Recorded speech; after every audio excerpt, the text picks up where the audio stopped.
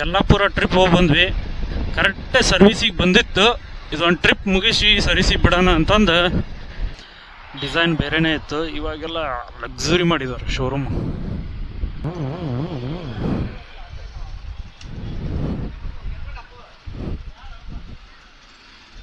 ಇಲ್ಲಿ ಕಡ್ದಿತ್ತು ಯಾರು ಇಂಜಿ ಕಡ್ದೈತೆ ನೋಡ್ರಿ. ಅದು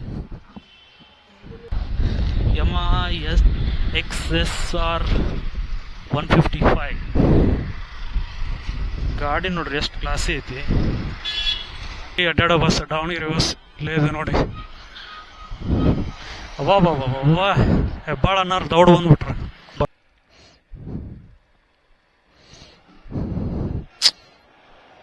ಆಯಿಲ್ ಲೀಕ್ ಆಗಂತಲ್ಲ ಇದು.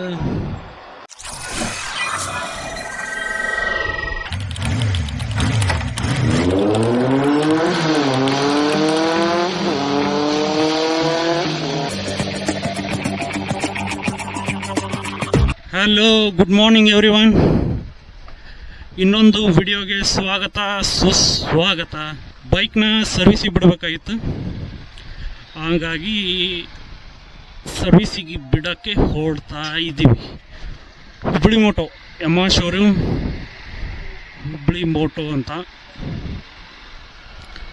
ಸೊ ನನ್ನ ಜೊತೆ ಇವಾಗ ನಮ್ಮ ಕೊಲಿಗ್ ಬರ್ತಿದ್ದಾರೆ. ಬೈಕ್ನ ಬಿಟ್ಟು ಮತ್ತೆ ವಾಪಸ್ ಬರ್ಬೇಕಲ್ಲ. ಯಲ್ಲಾಪುರ ಟ್ರಿಪ್ ಹೋಗಿ ಬಂದ್ವಿ. ಕರೆಕ್ಟ್ ಸರ್ವಿಸಿಗೆ ಬಂದಿತ್ತು. ಇದೊಂದು ಟ್ರಿಪ್ ಮುಗಿಸಿ ಸರ್ವಿಸಿಗೆ ಬಿಡೋಣ ಅಂತಂದು ವೇಟ್ ಮಾಡ್ತಾ ಇದ್ದೆ. ಆ್ಯಂಡ್ ಮನೇಲಿ ಸ್ವಲ್ಪ ಕೆಲಸ ಇದ್ದಿದ್ದಕ್ಕೆ ಟೈಮೇ ಇರಲಿಲ್ಲ ಗಾಡಿ ಸರ್ವಿಸಿಗೆ ಬಿಡೋದಕ್ಕೆ. ಇವಾಗ ಟೈಮ್ ಸಿಕ್ತು. ಸೊ ಕಾಲೇಜ್ ರೆಸ್ಟ್ ಬಿಟ್ಟಿದೆ. 9:30 10 ಗಂಟೆ ಅಂದ್ರೆ ಫುಲ್ ರಶ್ ಆಗ್ಬಿಡ್ತೈತೆ ರೋಡು. ಎಲ್ಲರೂ ಸ್ಕೂಲು ಕಾಲೇಜು ಎಲ್ಲ ಸ್ಟಾರ್ಟ್ ಆಗೋದ 9:30 10 ರೀಚ್ ಆಗ್ಬೇಕಲ್ಲ ಎಲ್ಲರೂ. ನಮ್ದು 8:15 ಇರಬೇಕು ಕಾಲೇಜ್ ಒಳಗಡೆ.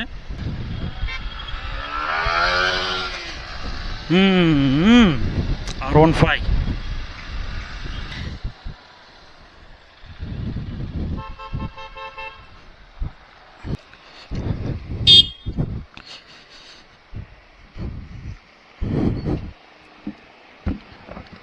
ಬಂದೆ, ಬಿಟ್ಟು ಕೊಡ್ತೀನಿ.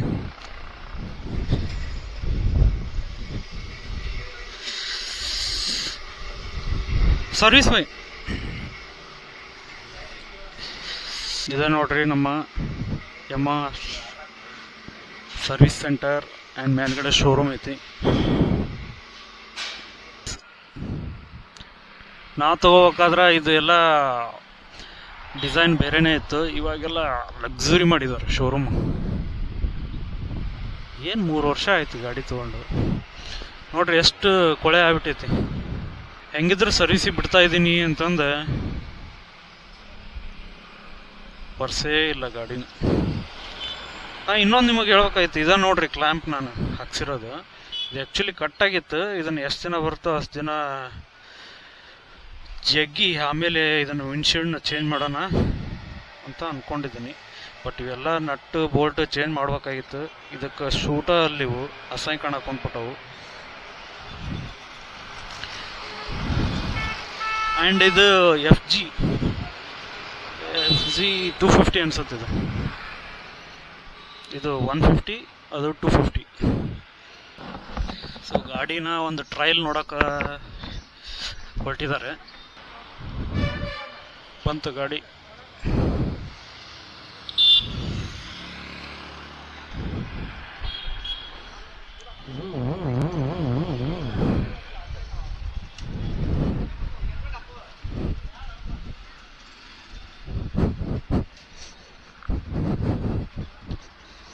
ಇದು ಇಂಡಿಕೇಟರ್ ಅದೇನಾಗತ್ತೆ ಅಂದ್ರೆ ಇಲ್ಲಿ ಕಡ್ದಿತ್ತು ವೈರ್. ನಾನಾ ಇನ್ಸುಲೇಷನ್ ಇದು ಮಾಡಿದ್ದೆ, ಹಂಗಾಗಿ ಡೈರೆಕ್ಟ್ ಆಗೈತೆ. ಅದೇನು ನಂಗೆ ಇದು ಬೇಡ, ಅದೇನು ಬೇಡ. ಇಲ್ಲಿ ಕಡ್ದಿತ್ತು ಯಾರು ಇಂಜಿ ಕಡ್ದೈತೆ ನೋಡ್ರಿ. ಅದು ಇಲ್ಲ, ಅದಾವ ನನ್ನ ಹತ್ರ, ನಾನೇ ಹಾಕೊಂತೀನಿ. ಇನ್ನ 16,000 ಒಂದ್ಸತಿ ಮಾಡಿಸಿತ್ತು, ಈಗ 20,000 ಇದು. ಚೈನ್ ಲೂಪ್ ಬೇಡ, general service, oil change. Yamaha XSR 155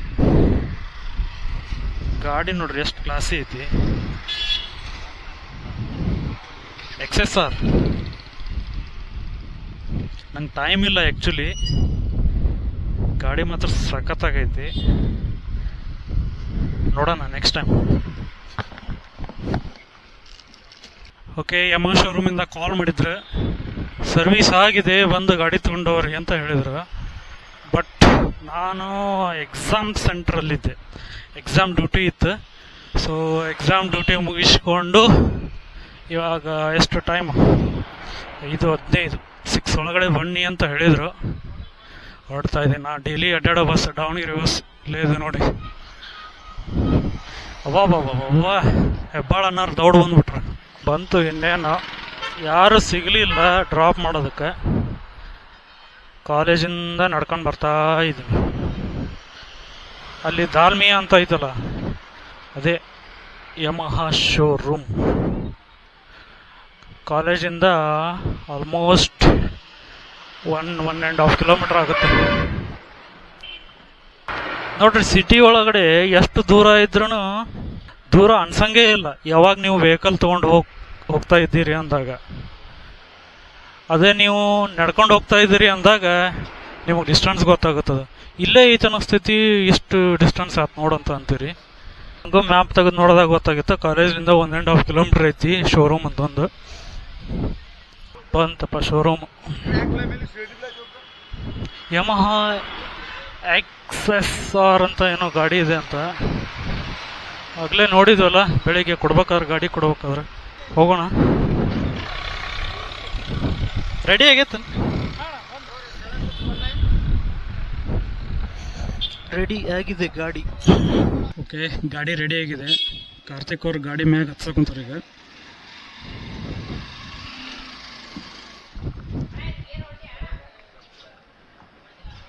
okay, ಗಾಡಿ ರೆಡಿ ಆಯ್ತು. ಮತ್ತೆ ಎಲ್ಲ ಚೆಕಪ್ ಮಾಡ್ತಿದ್ದಾರೆ ಹೆಂಗ್ ಆಗಿದೆ ಕೆಲಸ ಅಂತಂದು.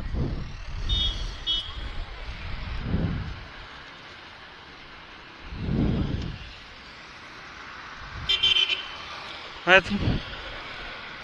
ಅದು 150cc ಅದು 155 ಯಮ XSR ಏನು?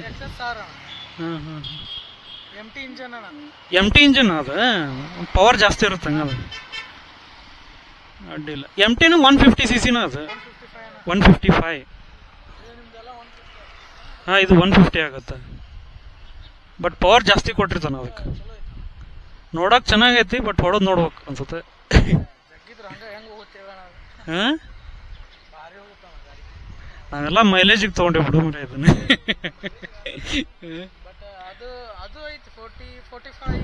ಹೌದಾ? ಹಾಂ ಹಾಂ ಹಾಂ ಹಾಂ.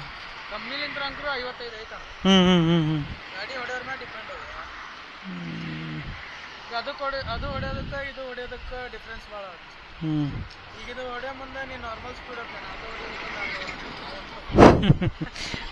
ಪವರ್ ಹಂಗೆ ಇಟ್ಟಿರ್ತಾನ. ಲೈಕ್ ಹಂಟ್ರ್ ಗತೆ ಕಾಣತ್ತಾನ ನೋಡಿ. ಅದ ಲುಕ್ಕ. ನಾನು ಅದ ಅನ್ಕೊಳಕ್ ಕುಂತಿದ್ದೆ, ಹಂಟ್ರ್ ಗತೆನ ಕಾಣ. ಆಯ್ತಪ್ಪ, ಥ್ಯಾಂಕ್ಸ್. ಸೊ ಏನು ಸೀನಪ್ಪ ಅಂದ್ರೆ, ಸರ್ವೀಸ್ಗೆ oil change, general checkup and ಇಂಜಲ್ದ ಬ್ರೇಕ್ ಪ್ಯಾಡ್ ಸೌದಾವ್ ಅಂತ ಅಂದ್ರೆ. ಬಟ್ ನಾನೇ ಹಾಕ್ಕೊತೀನಿ ಅಂತ ಹೇಳಿದೆ, ಅದಕ್ಕೆ ಸುಮ್ಮನೆ ಆದ್ರೆ. ಮತ್ತು ಇದು ಏನೋ ಹ್ಯಾಂಡಲ್ ಸ್ವಲ್ಪ ಟೈಟ್ ಬರೋಕೊಂತೈತಿ, ಅದನ್ನೊಂದು ಸ್ವಲ್ಪ ಕೆಲಸ ಮಾಡಿಸ್ಬೇಕು ಅಂದ್ರೆ ನೆಕ್ಸ್ಟ್ ಟೈಮ್ ಮಾಡಿಸುವಂತ್ರಿ ಅಂತಂದು ಹೇಳಿ ಬಂದಿದ್ದೆ. ಬಟ್ ತಿರ್ಗಾ ಅವರು ಫೋನ್ ಮಾಡಿ ಆಫ್ಟರ್ನೂನು, ಇಲ್ಲ ಫ್ರಂಟ್ 4 ಕಾಯಿಲ್ ಸೀಲ್ ಹೋಗಿದೆ, ಮತ್ತು ಅದನ್ನು ಚೇಂಜ್ ಮಾಡಬೇಕು ಅಂತ ಅಂದರು.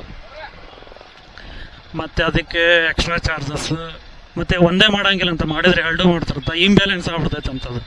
ಸೊ ಹಂಗಾಗಿ 2 ಆಯಿಲ್ ಚೇಂಜ್ ಮಾಡಿ. ಇದೇನಪ್ಪ ಇದು, ಎಲ್ಲರೂ ಕೇಸರಿ ಶಾಲ್. 4 ಆಯಿಲ್ ಚೇಂಜ್ ಮಾಡಿ ಮತ್ತು ಆಯಿಲ್ ಸೀಲ್ ಹಾಕಿದ್ದಾರೆ 2ಕ್ಕೂ.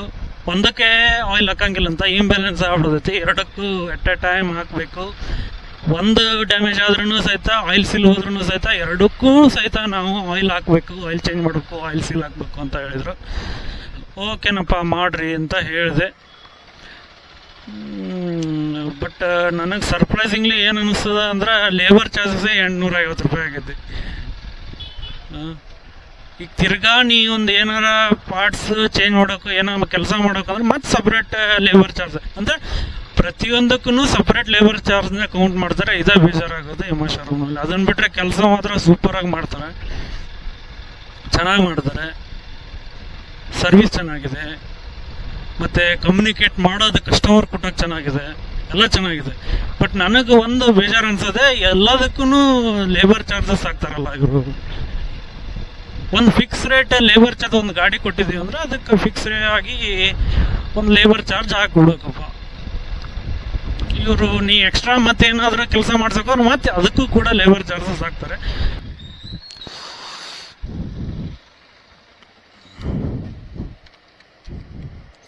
$110.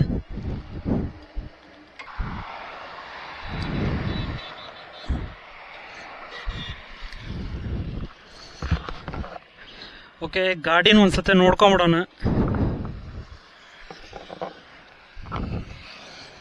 ಇಲ್ಲೆಲ್ಲ ಇದೆ ನೋಡ್ರಿ, ಆ್ಯಕ್ಚುಲಿ ರೈಟ್ ಸೈಡ್ದು ಹೋಗಿತ್ತು. ಇಲ್ಲೆಲ್ಲ ಆಯಿಲ್ ಕಡಿಮೆ ಆಗ್ತಾ ಇತ್ತು, ಬಂದು ಇಲ್ಲಿ ಕೂಡ್ತಾ ಇತ್ತು.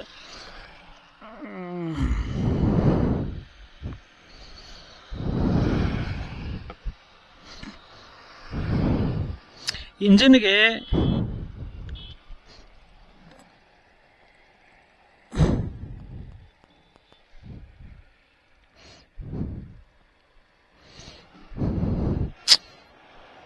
ಆಯಿಲ್ ಲೀಕ್ ಆಗಂತಲ್ಲ, ಇದು ಪಟ್ನ ಹೋಗಿ ಟೈಟ್ ಮಾಡಿಸ್ಕೊಂಡು ಬಂದ್ಬಿಡೋಣ. ಓಕೆ ಗಾಯ್ಸ್, ಇದನ್ನು ಕೆಲಸನ ಮಾಡ್ತೀನಿ. ಮತ್ತು ನೀವು ಇನ್ನೊಂದು ವಿಡಿಯೋದಲ್ಲಿ ಸಿಗೋಣ. ಅಲ್ಲಿವರೆಗೂ ಟಾಟಾ, ಬಾಯ್ ಬಾಯ್, ಟೇಕ್ ಕೇರ್.